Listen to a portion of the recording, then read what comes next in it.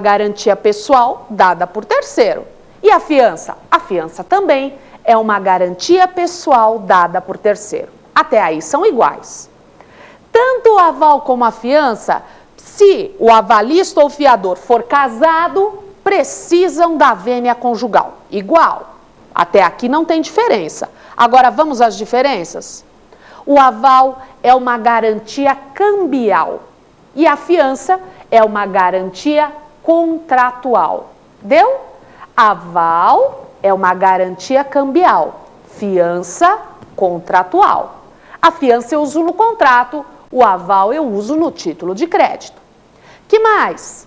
O aval é autônomo e a fiança? Acessória. Aval autônomo, fiança acessória. Tem mais diferenças? Tem. O avalista responde solidariamente com o devedor principal.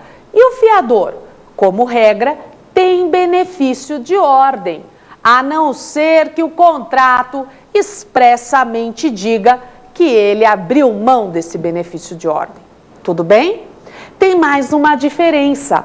O aval, ele não precisa de cláusulas específicas. Basta que ele assine no título de crédito. A lei já trata tudo a respeito dele. Mas para que a fiança seja constituída, é indispensável um contrato separado ou cláusulas específicas para tratar da fiança. Eu não posso fazer um contrato só de locação, sem falar nada da fiança e pedir apenas para o fiador assinar. Tudo bem? E só para não deixar nada de fora, quero te lembrar que, de acordo com a Lei 8.009 de 90, a lei que fala sobre o bem de família, diz que o fiador do contrato de locação não tem proteção do bem de família, hein? Cuidado. E o avalista? Bom, como a lei não fala nada sobre ele, o avalista tem proteção, sim, do bem de família, como, aliás, qualquer devedor. E aí, deu para passar a limpo as nossas diferenças e semelhanças entre o aval e a fiança? Perfeito. Só não misture, hein? Aval e fiança com hipoteca, penhor, anticrese, que são garantias reais. Tudo bem? Vamos então à nossa próxima pergunta? Pergunte ao professor. Professora Elizabeth, qual a consequência do endosso póstumo? Olha só o que foram lembrar. Endosso póstumo. O que é isso? É o endosso realizado após o protesto. É isso. E qual que é a diferença? O endosso que é feito após o protesto, ele perde a finalidade de garantir o título de crédito.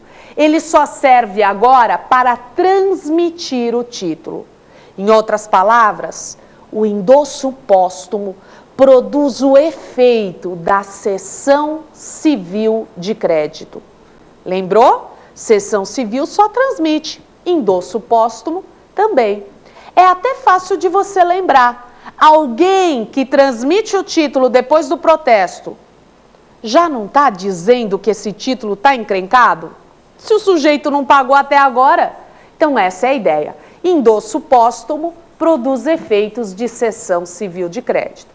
Não perguntaram, mas deixa eu te perguntar. E o aval? O aval após o protesto tem alguma diferença? Não tem. O aval continua produzindo os mesmos efeitos. Ou seja, o aval continua servindo para garantir. E aí, tudo bem? Deu para entender? Podemos ir para a nossa próxima pergunta? Vamos a ela. Próxima pergunta. Quando o título de crédito prescreve, o avalista ainda continua responsável? Esse é um problema importante. Olha só. Todos os títulos de crédito, e é claro que em outro encontro nós vamos falar especificamente sobre os títulos, eles têm um prazo no qual eu posso executar. Alguns títulos, como o cheque, ele tem um prazo até para que eu entre com uma outra ação cambial, a de enriquecimento sem causa. Mas o fato é o seguinte, quando termina esse prazo da execução, a gente vai dizer que o título prescreveu, mas ele ainda pode ser cobrado por meio da ação munitória, por meio da ação de cobrança. E a pergunta é a seguinte: será que na ação munitória, será que na ação de cobrança, o avalista, o endossante, aquelas pessoas que eram solidariamente responsáveis, ainda podem ser atingidas? Cuidado, não podem. Essa é a principal importância de você usar a execução enquanto puder. Se o título prescreveu, você não consegue mais atingir nem endossante nem avalista. Por quê? Porque o título perdeu a força de título de crédito. Ele perdeu, inclusive, aquelas características, por exemplo, da autonomia. Agora, a origem do título de crédito pode ser questionada. Por quê? Porque ele perdeu a força de ser um direito novo. Agora ele é apenas um documento que comprova a existência de uma dívida. Então, dizer que o título prescreveu não quer dizer apenas usar um meio mais complicado para efetuar a cobrança.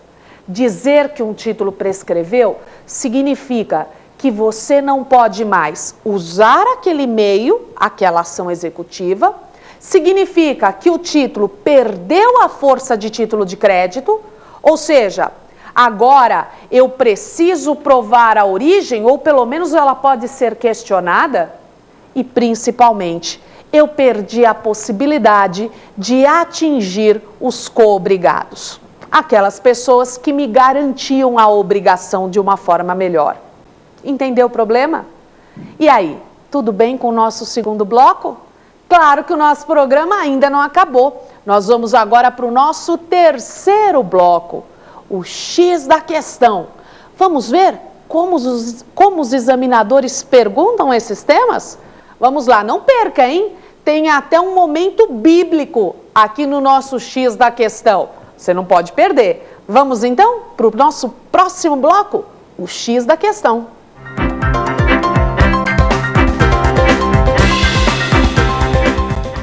Então vamos agora para o X da questão. Antes da gente olhar as questões, ver como o examinador pode tratar desse tema, eu quero lembrar que a sua participação é extremamente bem-vinda. Já conhece o nosso e-mail? provafinal@lfg.com.br. Participe, mande o seu e-mail, a sua sugestão, assim a gente torna o programa cada vez mais a sua cara, que aliás é o maior interessado e é o nosso objetivo principal, que você goste, que você acompanhe aí a nossa programação. Ainda temos o site que você pode consultar, que você pode participar, www.lfg.com.br. Eu espero a sua participação, hein? E aí, podemos olhar as questões? Vamos a ela então, a nossa primeira questão. Vamos lá.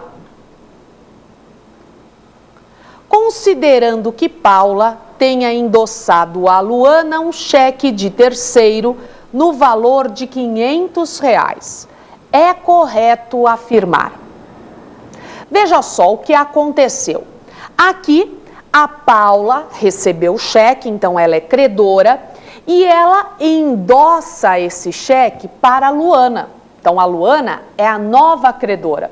Vamos lembrar como é que a gente usa a linguagem? A Paula vai ser chamada de endossante e a Luana de endossatário. E só toma um cuidado. Qual é o valor mesmo do cheque? R$500. Daí que você já se lembra que o cheque até R$100 poderia ser ao portador, mas o cheque acima de R$100 necessariamente é nominativo. Lembrando de tudo isso, vamos então olhar as nossas alternativas em busca da alternativa correta? Vamos então a elas. Letra A. Paula, por ter endossado o cheque, responde pela solvência do devedor principal no valor de R$500. Assim não vale. Já logo a primeira era certa. É essa daí. Veja, quando Paula endossa, ela transmite, mas ela também é uma garantidora do título de crédito. É isso que aconteceu. Ela agora garantiu o título do mesmo jeito que o devedor principal. Então a A já era certa, mas você se lembra, não?